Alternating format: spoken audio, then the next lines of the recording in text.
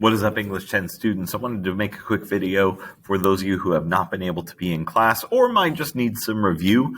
So that, those of you who haven't been able to be in class, you haven't been able to hear Mr. Puckett talk much about the actual events of Animal Farm and what they represent and what they actually mean and why we even care about all of this. So I thought I'd make a quick video to review the basic ideas of this. See, here's the thing. And you want to have looked at the notes that we made over Animal Farm and the Russian Revolution from last week. You want to take a look at those from the first week of this semester. But if you have, then this will hopefully make sense. So in Russia, there was this big revolution in the early 1900s. There was this guy, Tsar Nicholas. He was the richest man in the world, actually had more money than Jeff Bezos currently has now. And his people, but meanwhile, the country he led, the people were starving. And so they had this whole revolution thing. They kicked him out. Anyways, this is called the Bolshevik Revolution or the Russian Revolution or the Communist or Soviet Revolution. It's called a couple different things. This was the beginning of communism. And so Animal Farm is the symbolic telling of that story. But also the main point of Animal Farm, the reason why it exists, is it's a criticism of totalitarian governments. Like I mentioned last week, George Orwell is often misinterpreted as criticizing communism or even socialism. Here in this case, that's actually not the case. George Orwell was not a fan of dictators. He didn't like bullies. He was a socialist. But he saw what was happening in Russia, and he had no illusions. He realized this was a dictatorship taking rise, not true communism, what he wanted or maybe thought about. And so he criticized it with this book. He came up with the fake name George Orwell. His real name was Eric Blair, and wrote this book. Now, this book veils his criticisms in a fairy story, a fairy tale, disguises his criticisms of real people like Joseph Stalin as a story about animals. So let's talk about it. Chapter 1 shows us that this place called the Manor Farm. It's run by this guy named Farmer Jones, and he's terrible. He's drunk all the time. He barely feeds the animals. He overworks them. And this pig, Old Major, has seen it. He's this prize pig. He's been around for 12 years, and he calls everyone together to tell them about how badly they have it, to remind them how badly they have it, to tell them about this dream he had of one day they will kick the humans out and they will work for themselves. The big problem they have with humans is that humans didn't do the work themselves. They made the animals do the work, and the humans didn't produce anything, produce no milk, produce no meat, produce no food. And therefore, they should get rid of the humans. They don't do anything other than supervise. And so Old Major tells them that he sings the song Beasts of England. Everyone's very inspired, and the chapter ends. Chapter 2, very first sentence in the chapter, Old Major dies.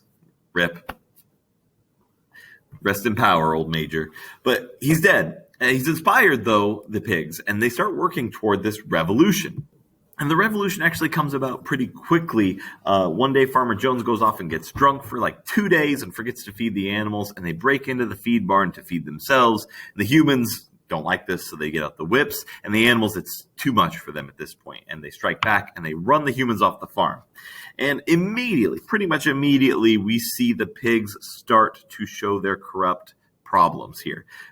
Once they run them off, they start to realize, well, we got to do the work of the farm. We need to start the harvest. And therefore, the animals start to get ready to go. But then the cows go, hey, we need milked. We haven't been milked in 2 days. So the pigs milk them. And they've got these cans, these buckets of frothing white milk. And to animals, this is a really tasty treat. So the animals are looking at it like, what are they going to do with what are you going to do with that milk there, fam? Can we get all up on that? And Napoleon, one of the pigs, says, you let me worry about the milk. You go take care of the harvest. They run off and do that.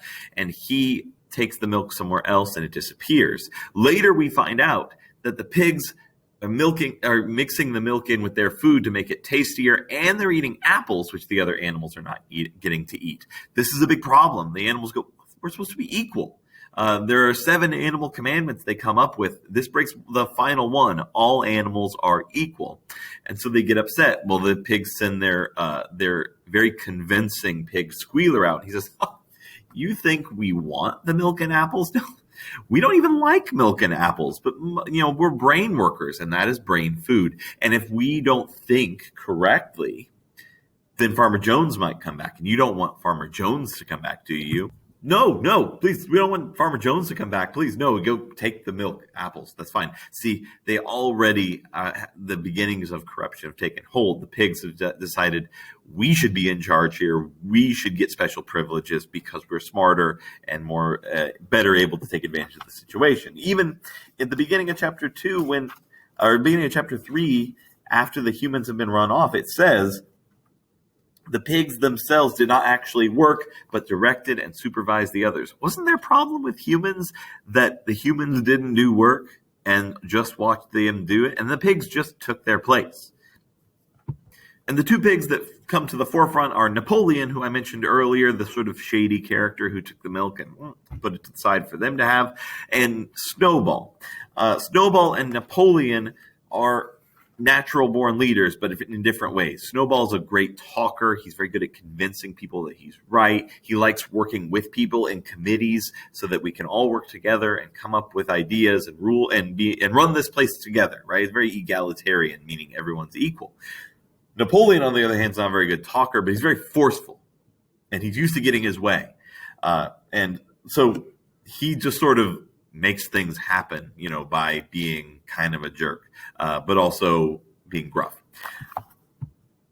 Meanwhile, the effort to actually educate the other animals is underway. Most of them are learning to read and write. Boxer, the horse, famously stupid, is trying to learn the alphabet. He learns A, B, C, and D, but he can't get past that. Once he learns the next four letters, E, F, G, and H, he realizes he forgot A, B, C, and D already.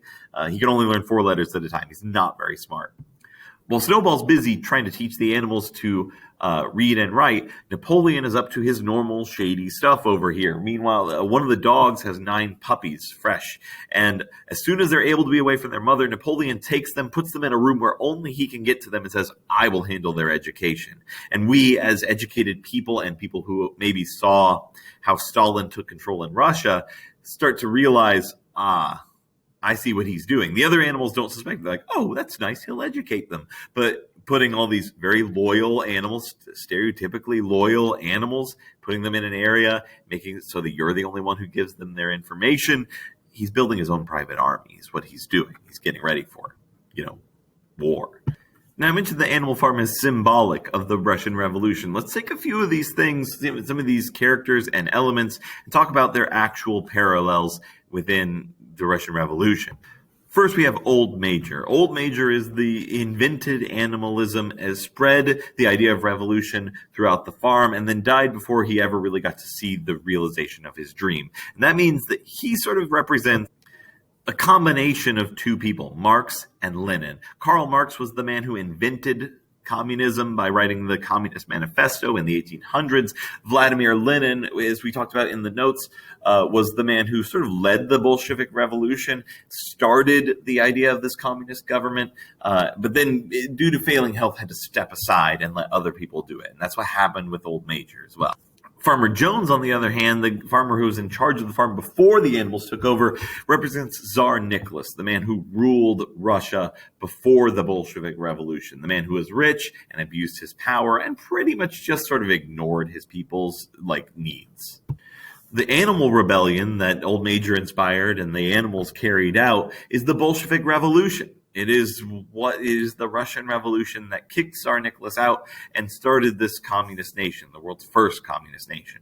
And when they chased away Jones from, at the beginning in chapter 2, that is Tsar Nicholas being exiled. That's symbolic of how they ran Tsar Nicholas out of Russia and kicked him out for good. Anyways, this is a breakdown of chapters 1, 2, and 3. We are reading chapters 4 and 5 this week to finish up for the week. Go ahead and read those. We'll talk more about those on Monday, either when you're in class or in another video midweek or so. Have a great weekend, everybody.